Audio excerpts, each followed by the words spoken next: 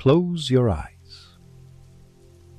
Tonight I'll tell you a story of quiet love, the kind that blooms slowly, in silence, like rain falling on an empty street. A story that never asked to be told, until now. There was a little cafe on 5th and Maple. It wasn't fancy, just warm. And every rainy evening, he came. Daniel. He always sat at the corner by the window, ordered the same thing, black coffee, no sugar, and he always waited. Not for someone who promised to come, not for a friend or a lover, but for a girl he had only spoken to once, 3 years ago. Her name was Eliza, and she had once run into the cafe, soaked in the rain, sat across from him, completely by mistake. She smiled, laughed at the mix-up, and stayed for coffee anyway. They talked that day like old friends. She loved poetry, he loved rain, she hated sugar, so did he. They had laughed about nothing, and shared silence like it meant something. When she left, she waved. She said, "Maybe I'll see you here again." She never came back.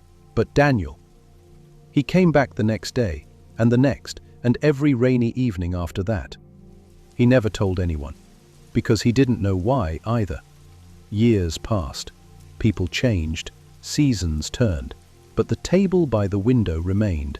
Daniel grew older. Not much, just enough to know the difference between fantasy and hope. Sometimes he'd wonder, did she ever think about that day? Did she remember the rain? Did she forget me? But he never let the sadness stay too long, because that memory, that one afternoon, was enough to make the quiet bearable. One day it rained harder than usual, the kind of rain that sounds like music on glass. Daniel walked in, soaked. The cafe looked older, or maybe he did. He sat at the same place. This time he didn't bring a book or headphones. He just watched the rain. And then she walked in, same soft coat, same hesitant smile. "Hi," she said softly. "Is this seat taken?" He blinked, then smiled slowly. "As long as you're here, it never was."